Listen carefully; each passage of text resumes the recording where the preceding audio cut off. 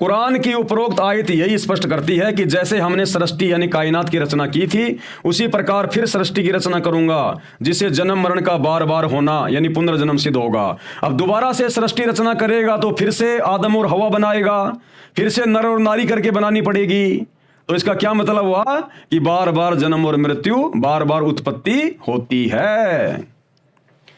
जो सिद्धांत मुस्लिम शास्त्री व प्रवक्ता मानते हैं कि प्रलय के बाद जिंदा किए जाएंगे, उसमें यह भी स्पष्ट नहीं है कि वो किस आयु के होंगे, यानी कोई 10 वर्ष का, कोई कम, कोई 30, 40, 50, 60, 62, 65, 80 वर्ष या अधिक आयु में मरेंगे, कब्रों में दबाए जाएंगे, फिर उसी आयु के उसी शरीर में जीवित किए जाएंगे या शिशु रूप में जीवित किए जाएंगे।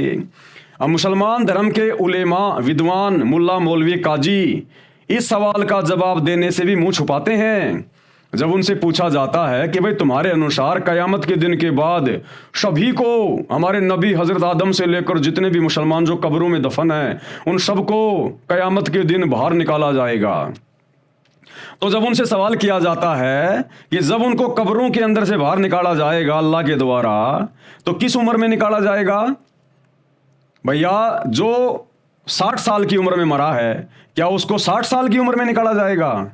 कोई बच्चा 2 साल का भी मरा है, उसको भी कब्र में दबाया गया था, तो क्या अल्लाह उसको 2 साल की उम्र में निकालेगा? क्या किस उम्र में निकाला जाएगा? तो इस बात का जवाब भी कोई नहीं देता।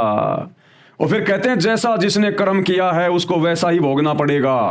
जिसने शुभ कर्म किए, अच्छे कर्म किए, वो तो जन्नत में जाएगा, जिसने बुरे कर्म किए वो जहन्नुम में जाएगा। फिर इन विद्वानों से कोई सवाल करता है कि एक बात बताओ, पागल आदमी तो मुसलमान धर्म में भी पैदा हुए हैं, आज भी हो रहे हैं, आगे भी होंगे। तो पागल मुसलमान को तो पता ही नहीं कि शुभ कर्म क्या है और बुरे कर्म क्या है, अच्छे कर्म क्या है और बुरे कर्म क्या है। तो बताओ फिर उनको जन्नत में भेजा जाएगा या फिर जहन्नुम में भेजा जाएगा? तो इस सवाल का जवाब भी किसी विद्वान के पास नहीं होता है। तो भाई और बहनों, ये इनकी मनमानी बातें हैं, मनमाना आचरण है। अल्लाह के विधान में ऐसा कुछ भी नहीं है, ना मुसलमान धर्म की पुस्तकों में ऐसा कोई विधान है। आज जितने भी हिंदू भाई जो आग में जलाए जाते हैं और जितने भी मुसलमान जमीन में दफनाए जाते हैं, इनको अपने कर्मों के अनुसार फिर से नया जीवन मिलता है, नया जन्म मिलता है। जिसने अच्छे कर्म किए हैं, कुछ दिन वो स्वर्ग में रहेगा, जन्नत में रहेगा। उसके बाद जो उसके पाप कर्म है, उन बुरे कर्मों को भोगने के लिए उसको जहन्नुम में डाला जाएगा, नरक में डाला जाएगा, चाहे हिंदू हो चाहे मुसलमान हो, कोई भी हो। उसके बाद उसको 84 लाख योनियों में डाला जाएगा। ये नियम है उस अल्लाह अकबर का, जिसने 6 दिन में सृष्टि रची, 7वें दिन तख्त पे जावे राजा। एक मनुष्य जन्म जो कि 84 लाख योनियों में सर्वश्रेष्ठ है। मनुष्य के पास में जो बुद्धि है, जो सोचने विचारने की जो शक्ति है, वो अन्य किसी प्राणी में, पशु पक्षियों को नहीं है।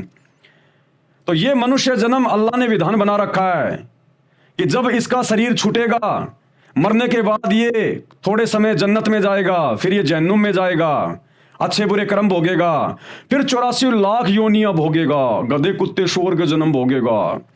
उसके बाद इसको एक मनुष्य शरीर दिया जाएगा, स्त्री या पुरुष का।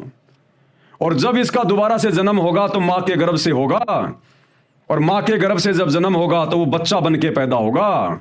जो मुसलमान 60 साल का मरा था, जो मुसलमान 80 साल का मरा था, या कोई 2 साल का मरा था, जिसको कब्रों में दफनाया गया था, जब दोबारा से उसका जन्म होगा तो अल्लाह उसको मां के गर्भ से भेजेगा बच्चा बना के। 80 साल वाले को 80 साल का बना के पैदा नहीं करेगा, 2 साल के बच्चे को 2 साल का बच्चा बना के पैदा नहीं करेगा। सभी को मां के गर्भ से दोबारा से जन्म लेना पड़ेगा, बच्चे के रूप में, शिशु के रूप में। तो ये बातें भी अल्लाह कबीर बाखबर सतगुरु रामपाल जी ने आके बताई, जो परम सत्य है। आज पूरे विश्व में जितने भी स्त्री पुरुष पैदा होते हैं माता बहनों से, तो कोई 40 साल का, कोई 80 साल का पैदा होता है क्या? मुसलमान भी मां के गर्भ से बच्चा बन के पैदा होता है, हिंदू भी मां के गर्भ से बच्चा बन के पैदा होता है। तो हिंदू भी तो आग के हवाले किए जाते हैं, कोई 40 साल का, कोई 80 साल का, कोई 2 साल का। और मुसलमान भी कब्रों में दफनाए जाते हैं भिन्न भिन्न साल के, लेकिन जब उनका फिर से जन्म होता है तो वो मां के गर्भ से बच्चे ही बन के पैदा होते हैं। इस बात पर मुसलमान प्रवक्ता मौन है, यानी चुप हैं। कुरान स्पष्ट करती है कि अल्लाह ने कहा कि जैसे पहले सृष्टि की उत्पत्ति की थी, जो बाइबल यानी तौरात पुस्तक में बताई है, वैसे ही पुनरावृत्ति करेंगे, ये पक्का वादा है। यानी उसी प्रकार से पुनरावृत्ति करेंगे।